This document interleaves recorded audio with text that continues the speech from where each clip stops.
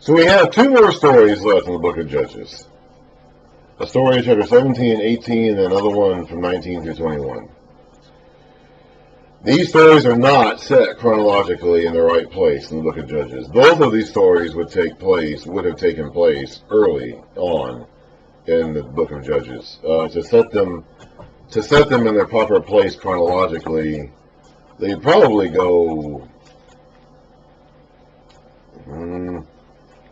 somewhere like in between, after Judges 2 maybe, or Judges 3, maybe somewhere in, around the time of Othniel, maybe somewhere like after verse 7, Judges 3 verse 7. The Israelites did evil in the eyes of the Lord, they forgot the Lord their God, somewhere in there.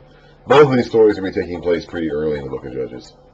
There are clues that we can get from within the text that can tell us that, and I'll point those out as we go. So this is not taking place in Samson's time, or after Samson's time. It's included after Samson's account, but this is not taking place in his time or after his time. It's taking place well before his time. So these are both out of place chronologically in the book of Judges. These would both insert themselves in time very early during the history of the Judges. They were included, I think, to give us examples of what life was like in Israel during this time. They are both very negative stories, and both of these stories demonstrate, and they get worse. The second one is even worse than the first. And they both show us how depraved and far off track the Israelites have gotten. And this is early. Like this is within the first generation or so after they came out of the land. It came into the land. So these are both early examples of just how far off track the Israelites are getting already, not long after Joshua's death, with their wayward ways in the land. And they serve as examples, representative examples of what was going on during this time period in general. So, Judges 17. Now a man named Micah, from the hill country of Ephraim, said to his mother, "The 1,100 shekels of silver," it's the same figure that Delilah was promised by the Philistine rulers. Coincidence, I guess. "The 1,100 shekels of silver that were taken from you, and about which I heard you utter a curse, I have that silver with me. I took it." So he's admitting that he had stolen money, a large sum of money, a fortune, from his mother. His mother had uttered a curse against him. His mother probably knew that he had taken it from her. She uttered a curse against him, apparently in such a way that he knew about it, he had heard it, and so that prompted him to give it back. Now remember, curses, blessings, we think of cursing, we don't take this nearly as seriously as they did. Vows and blessing and cursing, these are all things that would have been very, very prominent in their culture and taken very, very, very seriously, that we don't take nearly as seriously. We might think about things such as giving someone our word that we're going to do something, or signing a contract or making an agreement, but when they took vows, when they uttered curses or blessings, they meant it.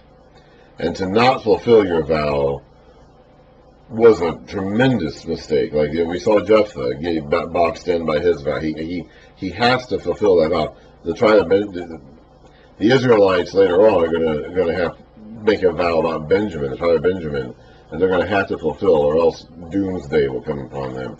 When you utter a curse, when you utter a curse on someone or something, that is binding. It's like that's taken very, very, very, very, very seriously.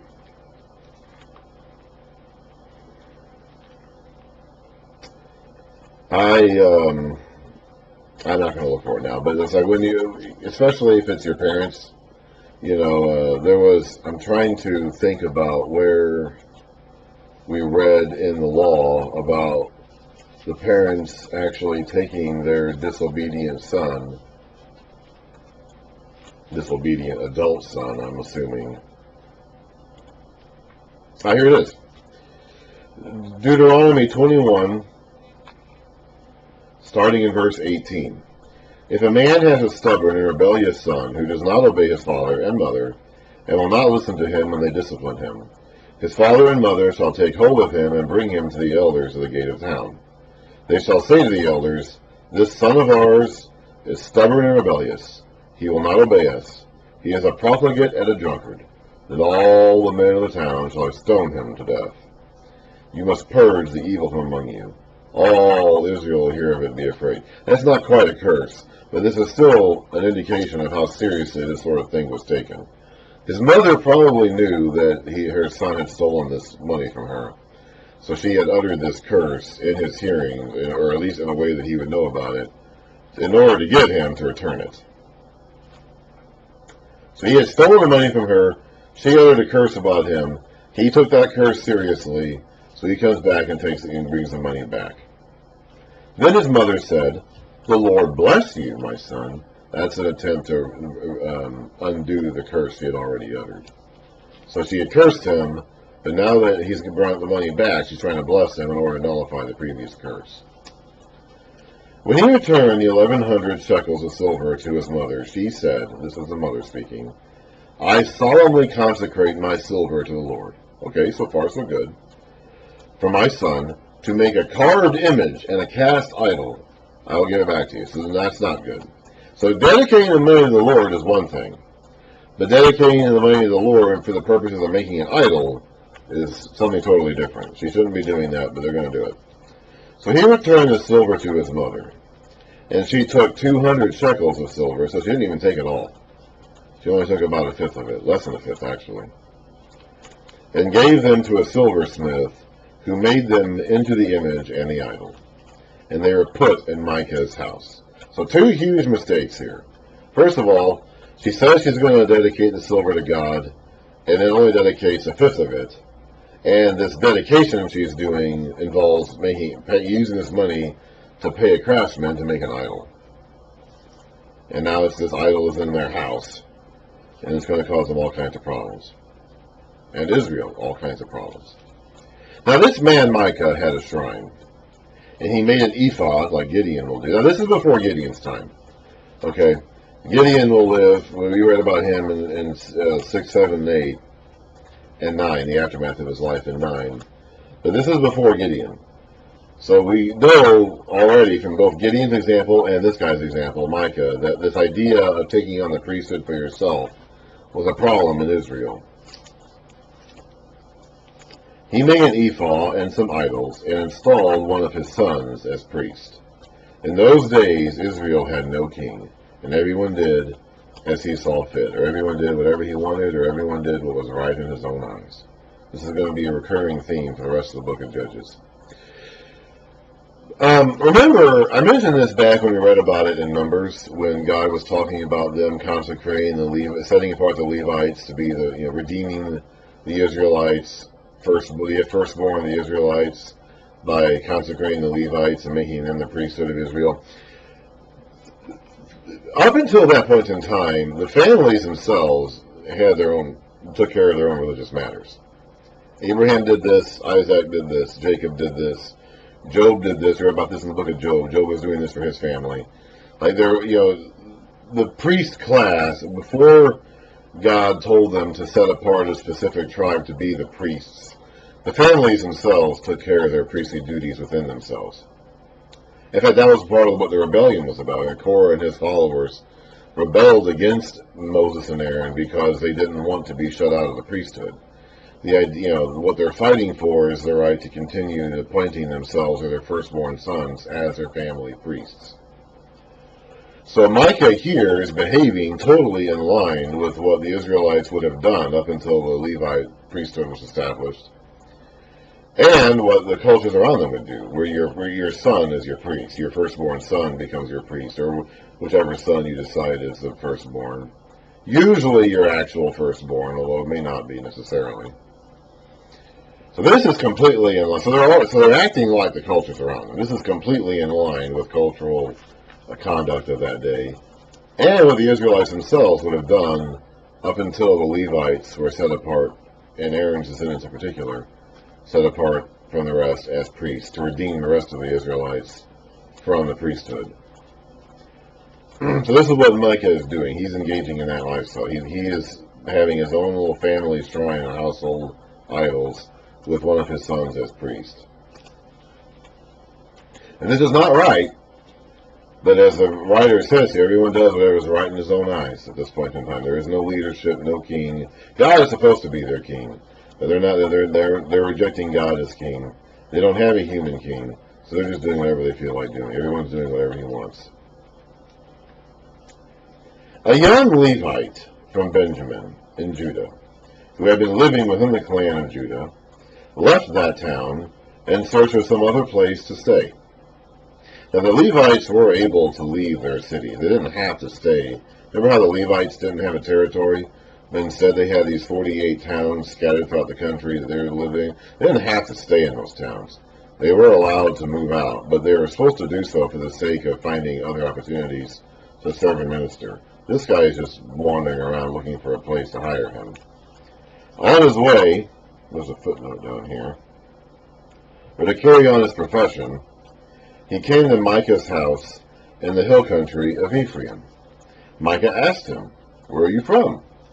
"I'm a Levite from Bethlehem in Judah," he said, "and I'm looking for a place to stay." We are going to get this Levite's name at the end of this story, by the way. He is not going to go unnamed the whole time. Then Micah said to him, "Live with me and be my father and priest, and I'll give you 10 shekels of silver a year, your clothes and your food." Now, this guy had more than enough money to pay this Levite more than 10 shekels a year. We read about how rich he was, as rich his family was, based on the money he stole from his mom earlier. So he's being a cheapskate here. And he's hiring this Levite to be his own personal priest. This Levite, first of all, is not a priest. There are 2 different kinds of Levites. There are the Levites who are descended from Aaron. Moses and Aaron are both of the tribe of Levi. So there are the Levites who are descended from Aaron, male sons of Aaron. The sons of Aaron are the ones who could be priests. Any other Levite, anybody else in the clan of Levi could not be a priest. Only the sons of Aaron. He is not a son of Aaron. As we'll find out later on, he's actually a son of Moses. In fact, this is Moses' grandson. So he is not. So he is a Levite, and he has a very prestigious genealogy. But he is not a priest. Only a son of Aaron can be a priest. Not even a son of Moses can be a priest. Because Moses was not a priest. Aaron was. And Aaron's sons are the only ones who can be priests. So he can be a Levite. He was a Levite, but he could not be a priest. So there's 2 different categories. All priests are Levites, but not all Levites are priests. And the text in the Bible calls a priest priests and calls the rest of them Levites. So he is not qualified to actually be a priest. But he is basically offering himself for hire as a priest. And he's been hired, although not for as much money as this guy can actually pay. Micah had more than enough money to pay this guy a higher salary than he's going to. So the Levite agreed to live with him, and the young man was to him like one of his sons. Then Micah installed the Levite, and the young man became his priest and lived in his house.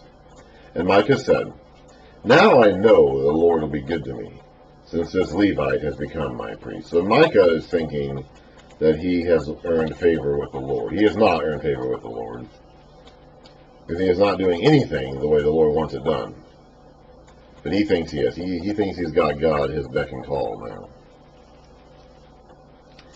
In those days, Israel had no king. And in those days, the tribe of the Danites were seeking a place of their own where they might settle, because they had not yet come into an inheritance among the tribes of Israel. Remember way back, at the beginning of the book of Judges, the end of Judges 1, verse 34. The Amorites confined the Danites to the hill country, not allowing them to come down to the plain. And the Amorites were determined also to hold out in these other areas. So the Danites did not ever take their own territory. And here we see this example. They're already giving up on taking their territory and looking for some other place to stay. They are not content. They are not content with the allotted inheritance they've been given.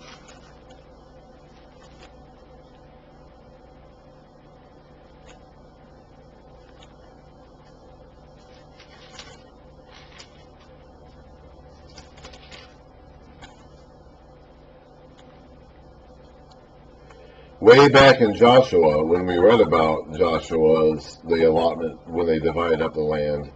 This is Joshua 19. Remember, the entire second half of the book of Joshua.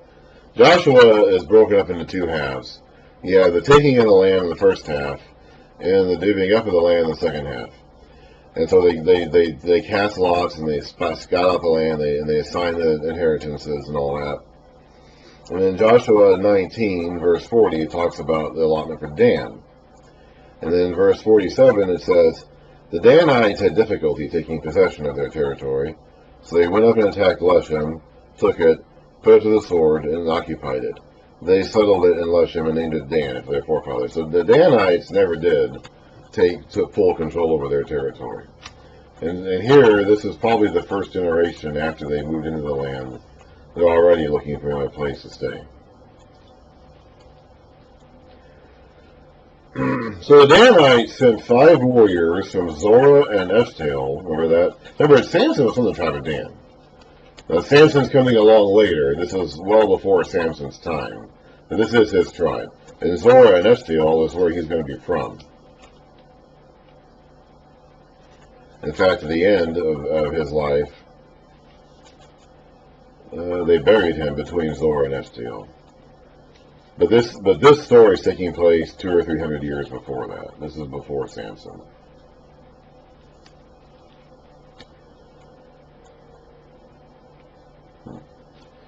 These men represented all their clans. They told them, go, explore the land. The men entered the hill country of Ephraim and came to the house of Micah, where they spent the night. So they're on their way. They're not going to take this land. These are the Ephraimites' land, but they're just passing through here on their way. When they were near Micah's house, they recognized the voice of the young Levite.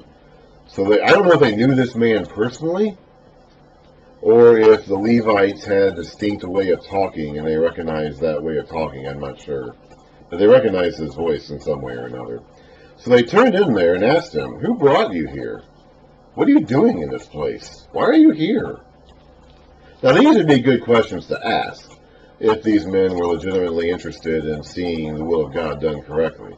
Because nothing about Micah or the Levite, what they're doing, is doing the will of God correctly. So if these Danites were legitimately interested in seeing the will of God done correctly, these are legitimate questions to ask. But as we'll find out later, they're not interested in that.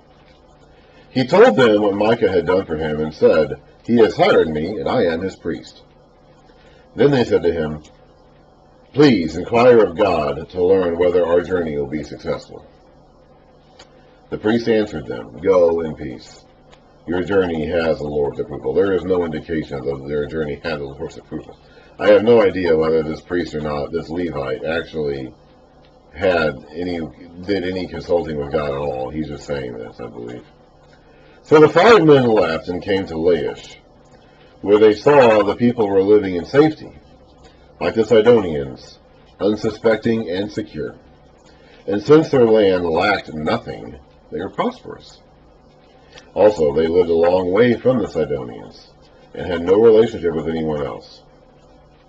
This is to the north, by the way. The Danites will actually end up being concentrated in the north. The Danites, they actually were not a northern tribe, so to speak. They were just north of Judah.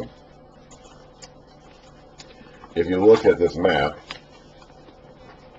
here's Judah, this big light green blob down here in the south, and Dan is that darker green sliver right above them. So Dan is actually Dan is actually a southern tribe, and it's right next to Judah. But they're going to end up going all the way up into this area up here, which is where Dan, the city they're going to call Dan, is located. And that's where they're going to be based. And that's way up to the north. So they do not end up taking the territory they're actually supposed to take.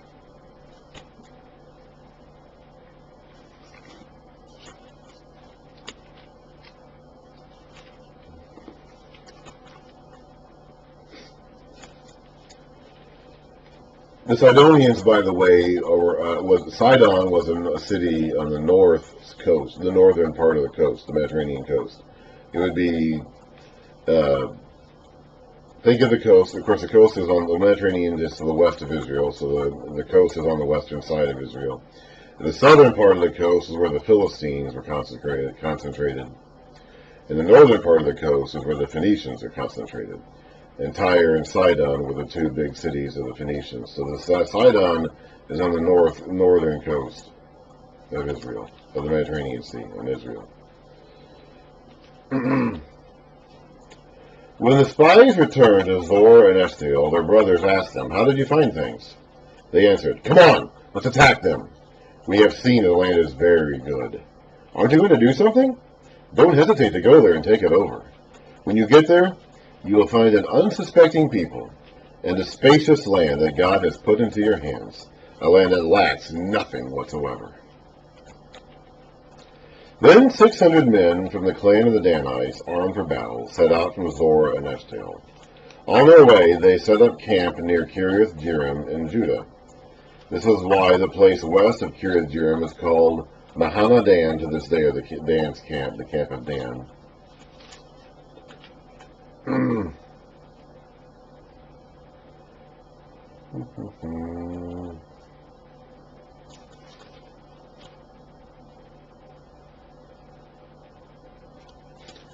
Anyway, we saw Samson mess around in this area too, because remember, Samson's from the tribe of Dan. From there they went on to the hill country of Ephraim and came to Micah's house. Then the 5 men who had spied out the land of Laish said to their brothers, "Do you know that one of the houses here has an ephod, other household gods, a carved image, and a cast idol? Now you know what to do." Now, if they knew what to do, if they were doing things properly, they would destroy these things. Okay? If they were really serious about knowing what they're supposed to be doing, well, first of all, if they'd been serious about that, they wouldn't be on this mission to take land anyway.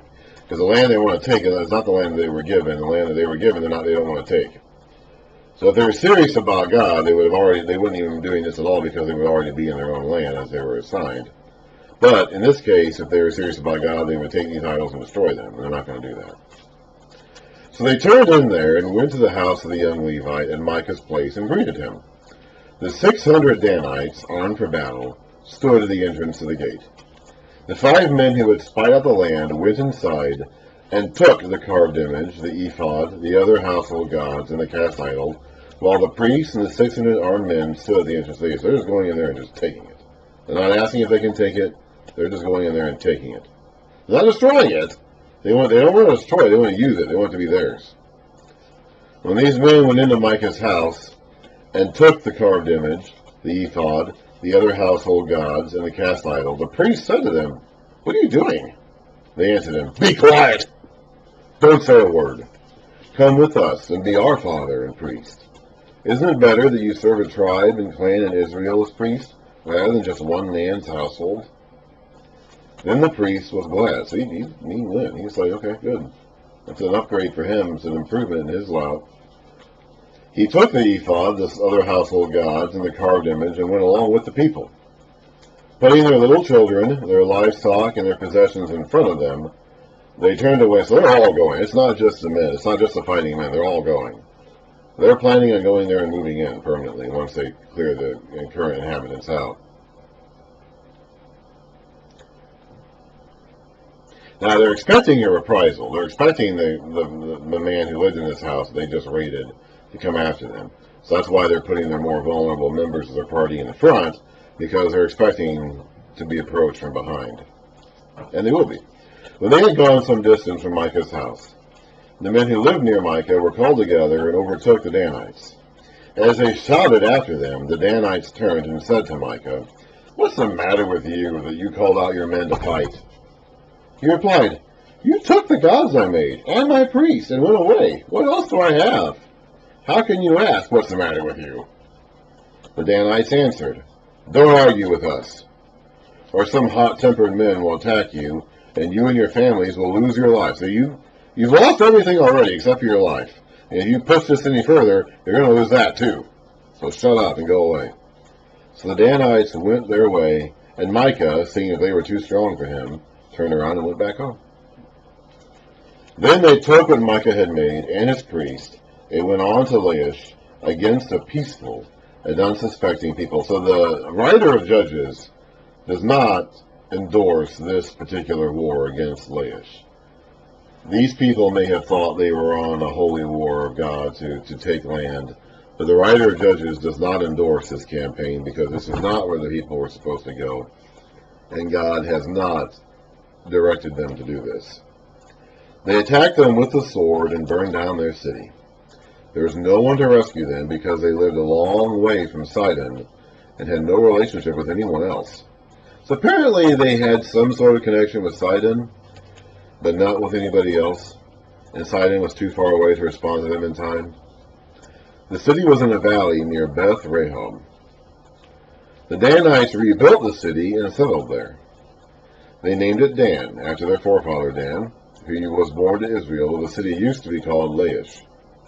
There the Danites set up for themselves the idols, and Jonathan, son of Gershom, the son of Moses, and his sons were priests for the tribe of Dan, until the time of the captivity from the land. Now that is a long time afterwards.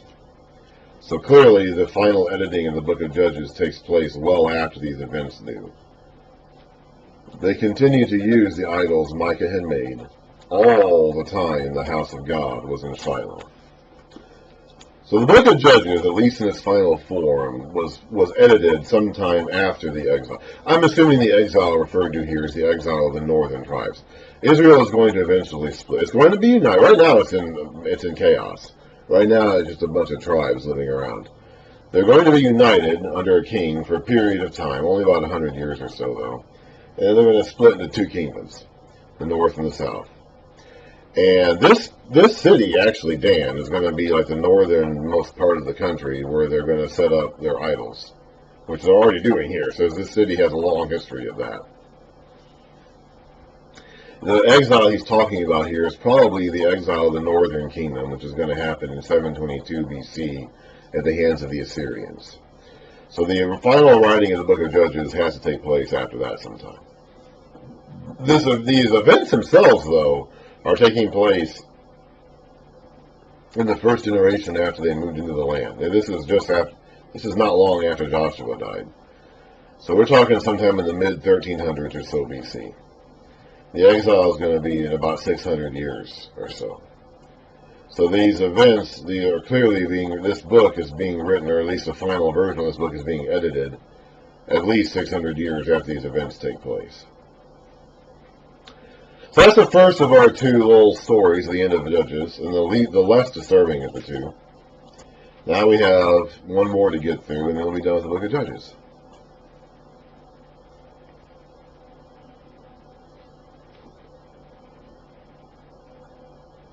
Oh, and by the way, this priest, this Levite, I knew there was something else. I mentioned it earlier, but this Levite was the grandson of Moses. So then I think the text had not been giving us his name. And a lot of times the text just doesn't give us names. I mean, that's common. And then there's going to be a Levite in the next story, too, who doesn't get a name at all. But in this case, the name is being withheld until the end for maximum shock value, so that we know that this is a guy with a prestigious lineage. I mean, this is Moses' grandson. But he is a bad Levite, a bad priest, someone that we should not be holding up as any sort of role model. We know this because later scribes altered this name instead of Moses to read Manasseh. Manasseh is going to end up being the worst king of Israel in the days of Jeremiah, actually Jeremiah comes after him. Manasseh is going to be the worst king of all of Judah in the days after the exile of the land. So the later editors, the later copyists of this book of Judges, inserted a little letter in this text to make the name of Moses read Manasseh. But they did it in a way that makes it clear the original reading was Moses. So we know this guy was the grandson of Moses, but they wanted us to associate him more with Manasseh, who was the worst king of Judah ever. And so he's a bad guy despite having a good lineage, despite having a good heritage.